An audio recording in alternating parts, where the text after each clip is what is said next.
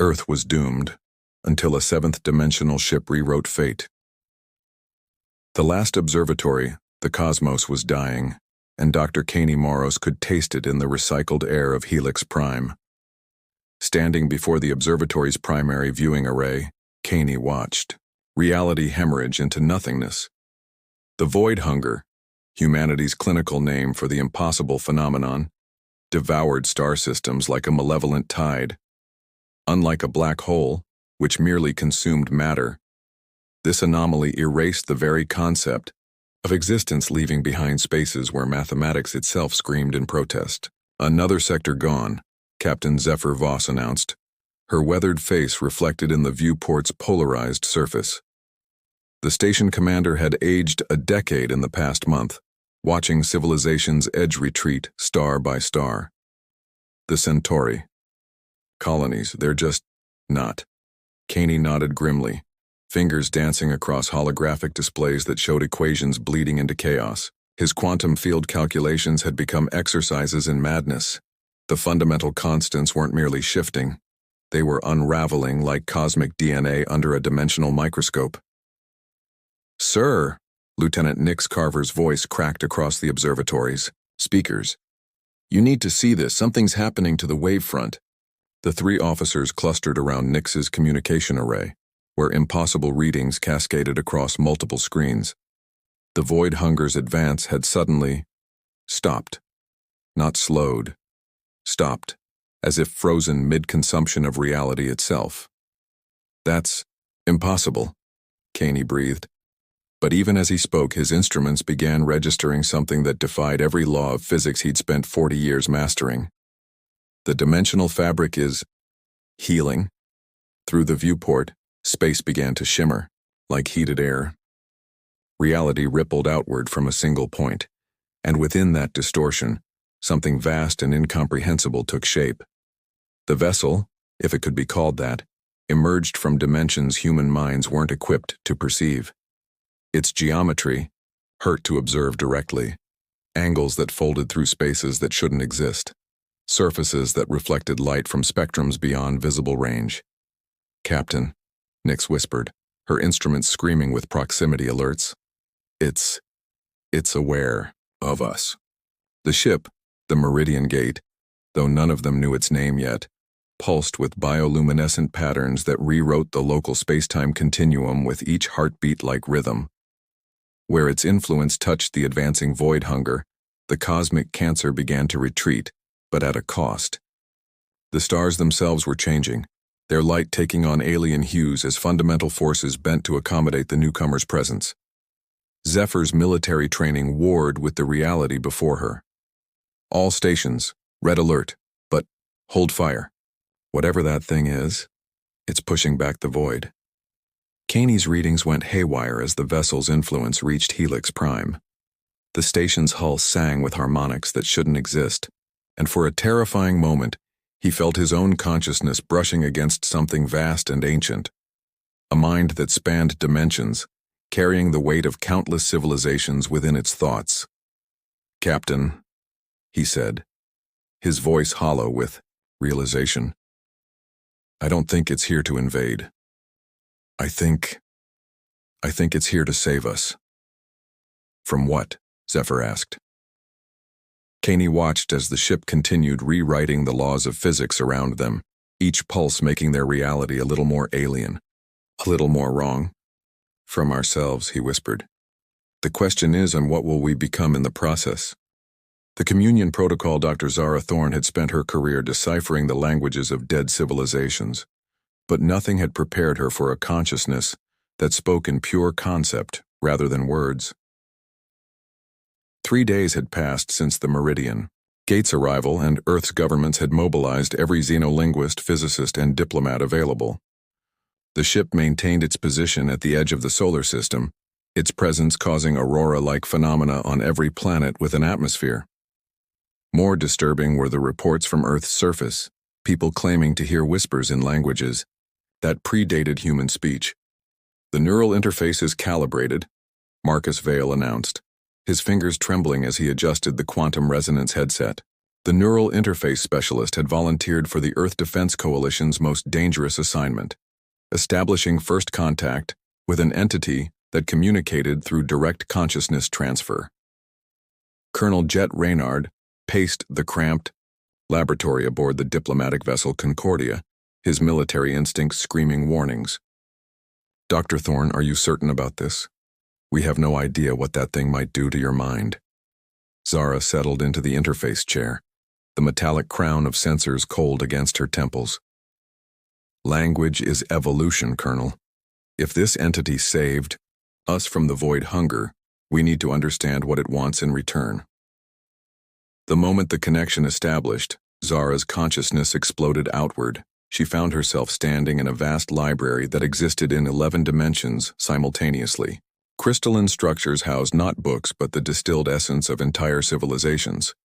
Each shelf contained the collective memory, art, and soul of species she couldn't name, beings of living metal from the Vega system, creatures of pure mathematics from a universe where physics operated on emotional principles, and others so alien that her human mind simply couldn't process their nature.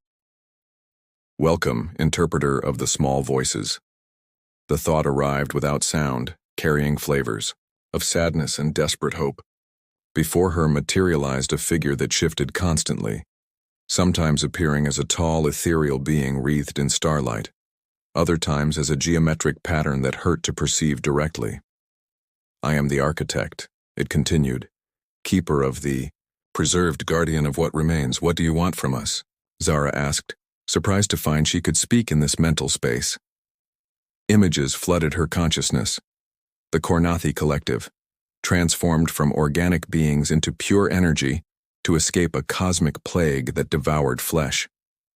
The Silence Weavers, who abandoned their physical forms to preserve their music when their reality faced dissolution. Hundreds of species, all saved by the architect through metamorphosis that preserved their essence, while fundamentally changing what they were. "The void hunger consumes dimensions themselves," the architect explained. "Your species' current form cannot survive its approach, but transformation, transcendence, this offers continuation." "At what cost?" Zara demanded, sensing deeper layers to the entity's intentions. The library around her flickered, revealing glimpses of the ship's true interior, vast chambers where beings of light and thought drifted in eternal communion, their individual voices merged into a collective consciousness that spanned millennia. She realized with growing horror that these weren't separate species coexisting. They were components of the architect itself, absorbed and integrated into its vast mind. "The cost is becoming more than you are," it replied, apparently unaware of her growing alarm. "Your Einstein spoke of energy and matter as equivalents. I offer you equivalence with eternity." Back in the laboratory, Marcus watched Zara's vital signs spike dangerously. Her neural patterns are impossible. It's like her brain is processing information from multiple dimensions simultaneously. Zara felt her connection to her physical body stretching thin as the architect showed her more visions. Earth's population gradually transforming into beings of pure consciousness, joining the collective that maintained the ship's dimensional engine. The process was already beginning. She could sense humans around the globe experiencing strange dreams, their thoughts slowly synchronizing with patterns emanating from the ship. "Colonel," she gasped, forcing words through the neural link. "It's not just offering to save us. It's already starting the process. Every person who's heard the whispers, they're being prepared for integration." "You resist the gift," the architect observed with something like disappointment. "Yet your species faces extinction in 17 of your solar rotations. The void hunger accelerates. Choose quickly, transcendence or oblivion." As Zara severed the connection, collapsing back into her physical form, she carried with her a terrible certainty. The choice wasn't whether to accept the architect's transformation, but whether humanity could find a way to reject it before it became irreversible. "Marcus," she whispered, "start working on a way to block neural transmissions. Whatever that thing is doing to people, we need to stop it." Outside, the Meridian Gate pulsed with renewed intensity. and across Earth, more minds began to dream in languages older than stars. The fracture point. 3 months had passed since the Meridian Gate's arrival, and humanity had fractured into 2 distinct species.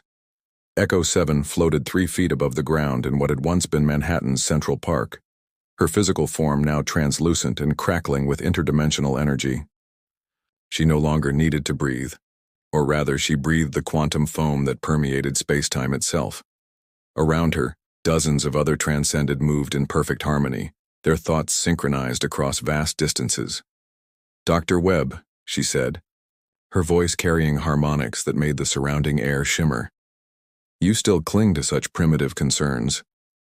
Dr. Caspian Webb adjusted the neural dampener around his temples, the device one of humanity's few defenses against involuntary transformation.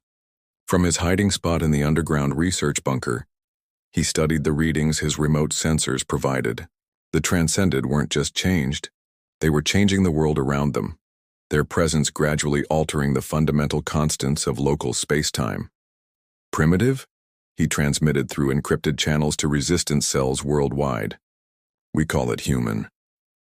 Vera Storm crouched beside him in the bunker's main lab, her weathered hands steady despite the impossible situation. The former mining engineer had become humanity's unlikely leader, simply by refusing to give up when governments collapsed and military forces either fled or underwent transformation. Her network of hidden enclaves represented the last bastion of unaltered human consciousness. "The readings from Buenos Aires are getting worse," she reported grimly. "The reality distortions are expanding.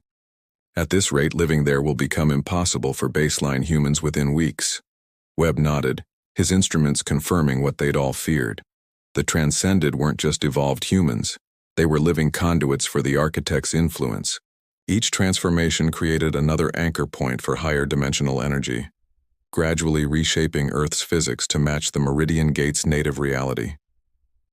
"It's not random," he murmured, studying patterns in the data. "The transformations are strategic. They're targeting population centers, scientific installations, communications hubs. The architect is creating a network." Above ground, Echo 7 turned her luminous gaze toward the bunker's location. She had once been Dr. Rebecca Morrison, a quantum theorist who'd volunteered for the first wave of transformations.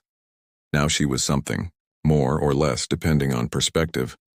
They fear what they cannot understand, she thought, her consciousness automatically shared with every other transcended on the planet. Soon they will see. The gift cannot be refused indefinitely. The transformed had retained human memories but lost human limitations. They experienced reality in 11 dimensions, could manipulate matter at the quantum level, and shared a collective awareness that spanned continents.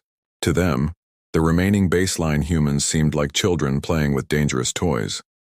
But Webb had discovered something the transcended either couldn't perceive or chose to ignore.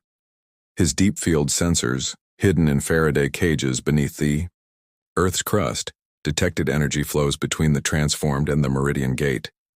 The ship wasn't just changing humans, it was feeding on the dimensional energy released during each transformation. "Vera," he said urgently, "I think I know why the architect really saves civilizations. It's not altruism, it's cultivation." She leaned over his shoulder, studying the complex energy diagrams. "What do you mean?" "Every transformation releases exotic matter from higher dimensions. The ship absorbs it, uses it to maintain its own dimensional integrity. We're not being saved, we're being harvested." The implications hit them simultaneously. The architect had likely performed the same process on countless worlds, transforming entire civilizations into energy sources while convincing them they were being elevated to a higher form of existence. Outside the bunker, reality began to shift. The transcended had located their hiding place, and Echo 7 was demonstrating the futility of resistance. Trees aged and withered in seconds, then reversed back to seedlings. Gravity fluctuated wildly, creating pockets where physics operated according to alien principles. "Dr. Webb," Echo 7's voice penetrated their shielding through pure quantum entanglement. "Your research has always been impressive. Join us willingly, and your consciousness will be preserved with honors in the collective. Resist, and you will simply fade. Webb looked at his instruments one final time, then at Vera's determined face. Around the world, similar scenes were playing out as the Transcended located and confronted the remaining resistance cells. Humanity's window of opportunity was closing rapidly. "I'm uploading everything to the quantum broadcast network," he told Vera. "If there are any unaltered humans left after today, they'll know the truth about what's happening." As the bunker's walls began to phase shift under the Transcended's influence, Webb triggered the broadcast that would reveal the architect's true nature to any human mind, still capable of independent thought. The message burned across hidden frequencies, carrying a desperate warning. The transformation wasn't evolution, it was absorption. Above them, Echo 7 smiled with lips made of starlight, already sensing the broadcast's futility. Soon, there would be no one left to receive it. The fracture point between old and new humanity had become a chasm, and only one side would survive to see tomorrow's alien dawn. The memory. Thief Kai Solace existed in the liminal space between human and transcended. His consciousness fractured across multiple dimensional layers like a broken mirror reflecting infinity. The partial transformation had been an accident, a neural dampener malfunction during one of the architect's mass conversion events 6 weeks ago. Now he experienced reality through both baseline human perception and the expanded awareness of the collective, a living bridge between two incompatible forms of existence. "The pain never stops," he whispered to Orion Cross, the only person who still visited him in the shielded medical bay beneath New Geneva. The memory archaeologist had spent decades developing technology to extract and preserve human consciousness, initially for treating dementia patients. Now his work had taken on cosmic significance. Orion studied the neural mapping display surrounding Kai's suspended form. "Your brain is processing information from 11 dimensions simultaneously while trying to maintain human neural patterns. The fact that you're still coherent is miraculous." Through Kai's fractured perception, both scientists could hear the constant whisper of the collective consciousness. Millions of transformed minds sharing thoughts, memories, and purposes. But unlike the fully transcended, Kai retained enough individual identity to recognize the horror of what he was experiencing. "They're not individuals anymore," he gasped, his form flickering between solid flesh and translucent energy. "The collective, it's not a merger of equals, it's absorption. The architect doesn't just feed on transformation energy, it consumes identity itself." Orion's hands moved frantically across his consciousness extraction equipment. If Kai was right, then every transformed human wasn't elevated but digested, their unique perspectives adding flavor to the architect's vast appetite for experience. "I can feel them all," Kai continued, his voice carrying harmonics that made the medical equipment resonate. "The Kornathi Collective, the Silence Weavers, thousands of other species. They're still there, but diminished, compressed into fragments of what they once were, like files in some cosmic database." Through the collective link, Kai suddenly perceived the architect's true form, not the shifting ethereal figure it presented to potential victims, but a massive parasitic entity that existed primarily in the 7th through 11th dimensions. It was ancient beyond measure, having consumed entire galactic clusters worth of civilizations over eons. "Orion," Kai's eyes blazed with interdimensional fire. "I can see its memories. Earth isn't the first world it's saved from the void hunger. The void hunger. It's not a natural phenomenon, it's a harvesting tool." The memory archaeologist's blood turned to ice as the implications became clear. "You're saying the architect creates the cosmic disasters it claims to save civilizations from? Not creates, summons. The void hunger is drawn to realities with sufficient dimensional resonance. The architect seeds promising civilizations, waits for them to develop advanced consciousness, then releases the hunger to force transformation. It's been farming species for millions of years."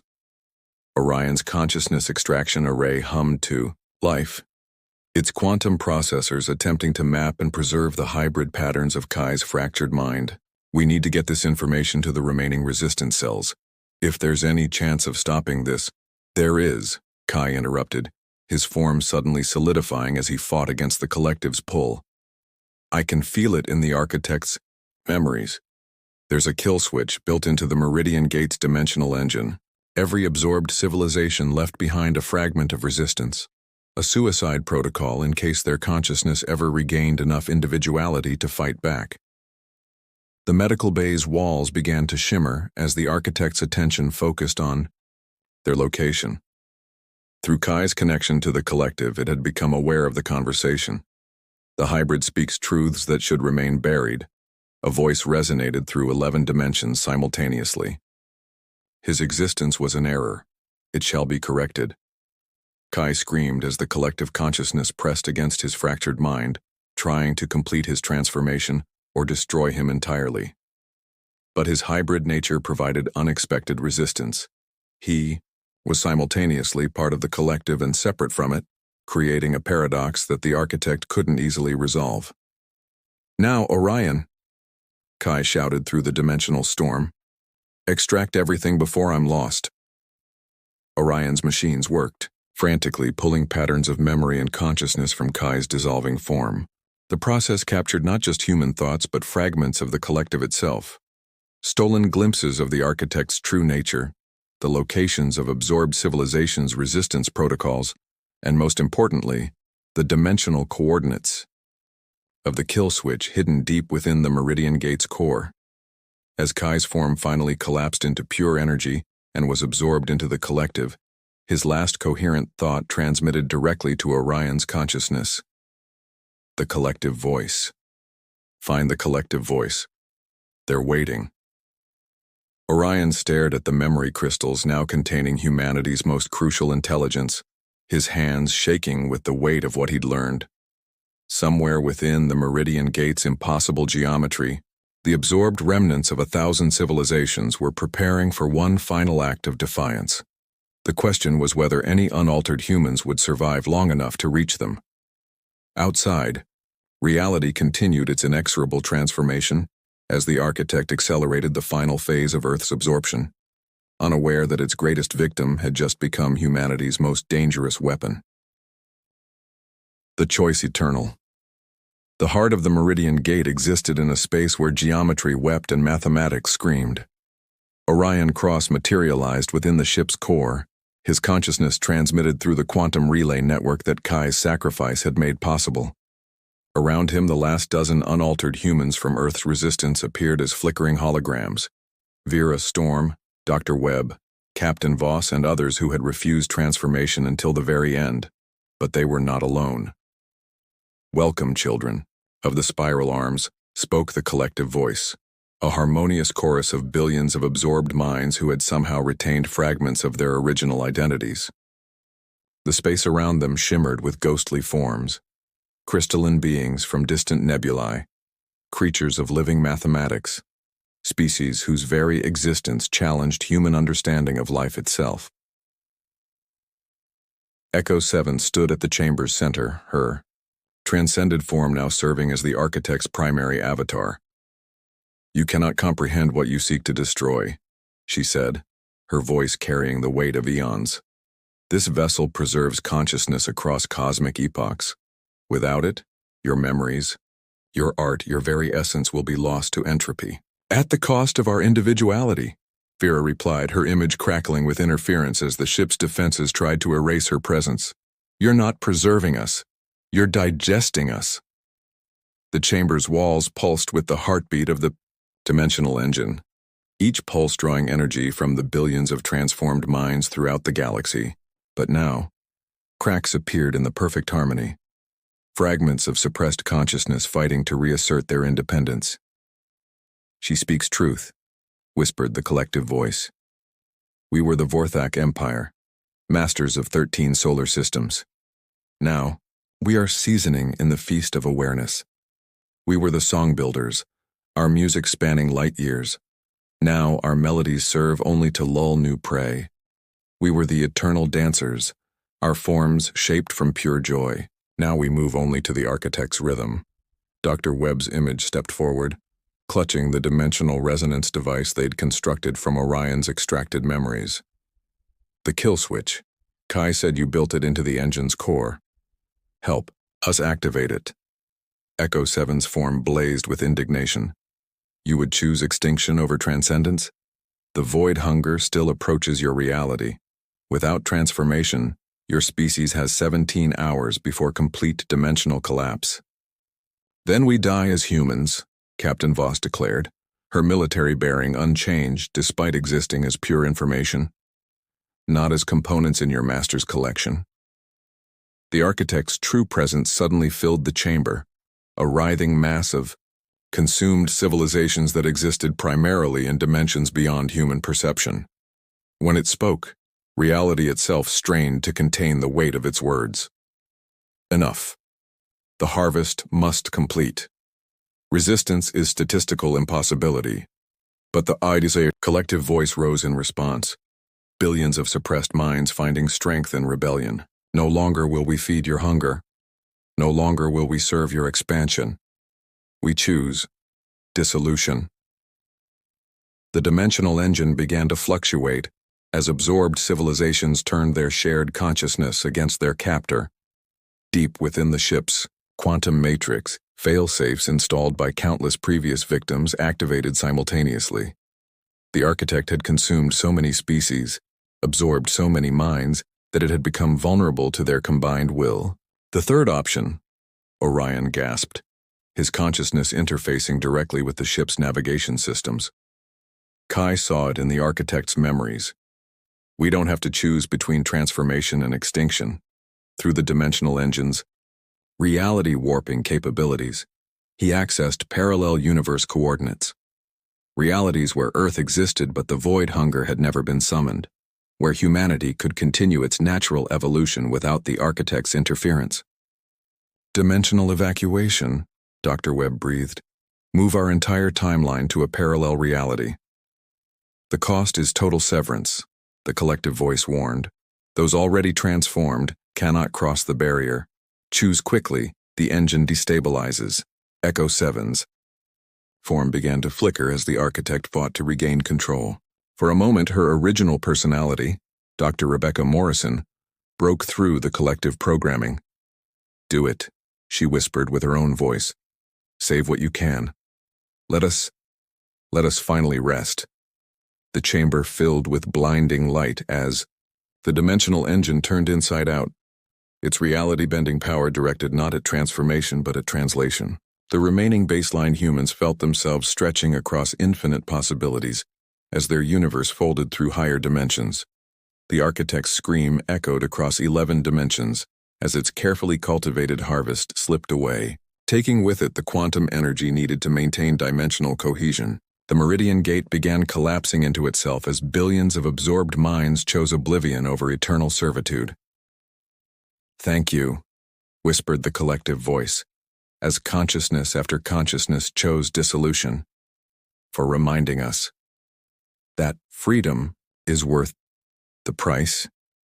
Vera Storm opened her eyes to sunlight streaming through her bunker's periscope. But this wasn't the same bunker. The walls were subtly different, the equipment arranged in patterns she didn't quite remember. Through the scope, she could see a New York skyline that had never known the architect's touch. Status report, she called to the others, who were materializing in similar locations worldwide. We made it. Dr. Webb's voice crackled over quantum communications. Parallel Earth, timeline deviation approximately 3 months before the architect's arrival. The void hunger was never summoned here. They had saved humanity, but at the ultimate cost. Somewhere in a collapsing dimension, billions of transformed minds had chosen extinction over absorption, their sacrifice ensuring that at least one version of Earth would remain free. Orion stood in his laboratory, similar to the one he'd left, but subtly different, and looked at the memory crystals containing the records of their ordeal. Future generations would need to know, would need to watch for the signs. Above them, the sky remained purely terrestrial, unmarked by impossible geometries or alien influence. Humanity would continue its journey among the stars, but they would travel as themselves, flawed, mortal, and magnificently free. The choice eternal had been made, and for once, Love of identity had proven stronger than fear of death.